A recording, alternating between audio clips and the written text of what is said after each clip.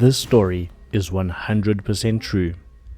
When I first booted up Nobody Saves the World, my kid asked me what game I was playing and they saw me running around. I told them, Nobody Saves the World, and their immediate response was, that's quite rude. Naturally, I asked, well, why is that rude? And without missing a beat, they responded, Nobody saves the world.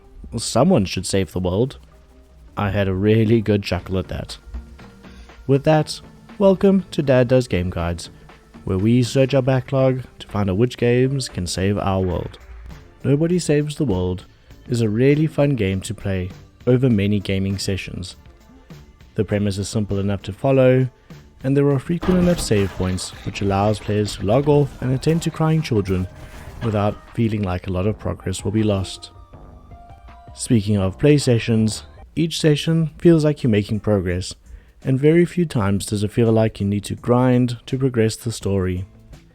Instead, grinding is a part of the fun and part of exploring the world, as well as leveling up the character and unlocking different forms and abilities. Personally, I really enjoyed the Magician, Turtle and Zombie. There's one big final form you can unlock at the end, but it'll take you around 20 hours to get there, and involves you rolling around as an egg. Yeah, that you heard right. The game is quirky and quite enjoyable because of that.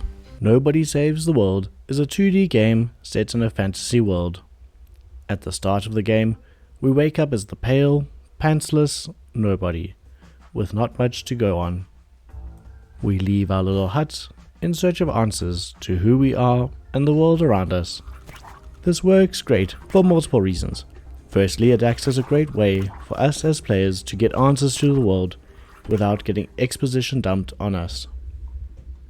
Secondly, they play into the lack of understanding about the world in humorous ways that connects us to the world and the lore.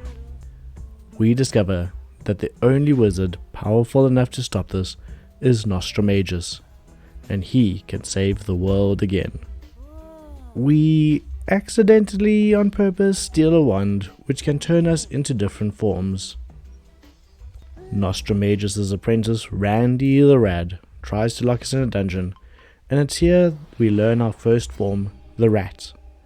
Randy is a recurring character who will try and get the wand back from us at various points in the game's story. When we escape the dungeon, we can unlock other forms, and eventually we get tasked with helping the realm find Nostramagus and complete a gem to help us summon him. I won't go any further, because it's fun to discover the rest of the twists and turns that the game takes by yourself as you play it. There are lots of fun side quests and content and various adventures which we mainly use as opportunities to level up and gain stars. To do this, there's a warrior guild, a mages guild and a thieves guild, which get unlocked as you progress through the map and the game. From my experience, the main story is really fun and really intriguing, but the side content does get a bit monotonous and sometimes can be overly hard. There's things like racing a witch or doing a shooting range, and those are just two examples of quests that feel a bit like bloat. The main quest is intriguing and never felt dull or uninteresting to me though. To progress the story, you need to complete dungeons. The dungeons are locked behind stars, which you get by completing side quests and leveling up. The gameplay is where Nobody Saves the World truly shines as a unique and fun experience for anyone, but especially those of us parents who are looking for something fun and different to play. With the magic wand, we transform into the most varied forms that you can imagine, with unique abilities. The forms unlock specific damage type, namely dark magic or light magic, and sharp and blunt damage. Speaking about leveling up, as we level up each form, it unlocks the next branching pathway, which unlocks a new form. Leveling up forms unlocks new abilities as well as other forms. Okay, stick with me here. It's graded from F to S, with S being the highest level and F being the lowest. Leveling up a form requires you to complete specific tasks for that form. get enough experience, and you level up and get a star. It's straightforward and easy enough to understand. These forms take many different shapes and sizes. For example, there's a turtle, a zombie, a magician, a bodybuilder, a warrior, a ranger, an egg, and many others. Some of these forms have specific abilities that can be used across all the forms, and you can add them to your skill bar. This means you can create fun and sometimes disastrous builds. It can always be changed later and adapted to specific areas or dungeons that you're doing, which gives players a lot of flexibility when you're playing. Most of the dungeons were good and a decent challenge. The main story dungeons, however, are really difficult and can be overwhelming. Even though there's a level suggestion, my advice would be to ensure that you're at least 2 levels above the recommendation. The game forces you to engage with multiple forms to run through each dungeon and through an area, rather than relying on 1 or 2 forms and sticking with that. But that's not obvious at the start of the game, and I made the mistake of focusing on 1 or 2 forms early on, which made all my other forms weak in the higher level dungeons.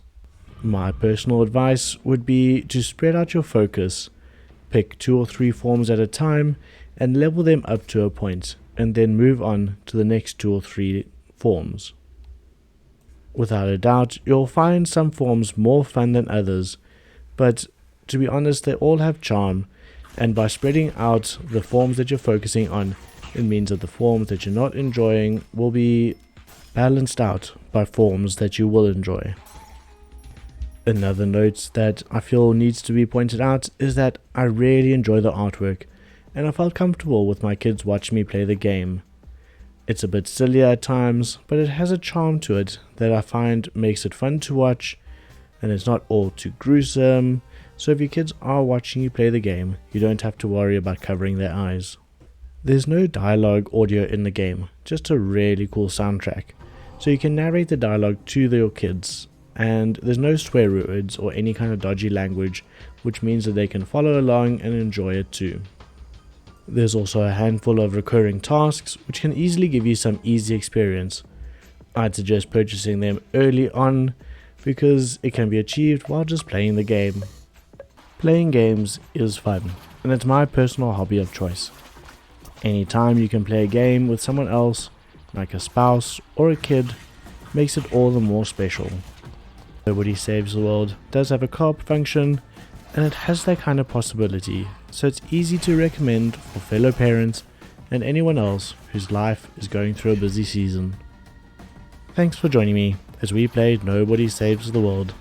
I enjoyed playing the game, from the gameplay to the music, and the songs would often get stuck in my head. I hope that if you pick up the game, you'll enjoy it too. And if you enjoyed this video, please leave a like and subscribe for more content like this. Do you have any advice for somebody wanting to play Nobody Saves the World?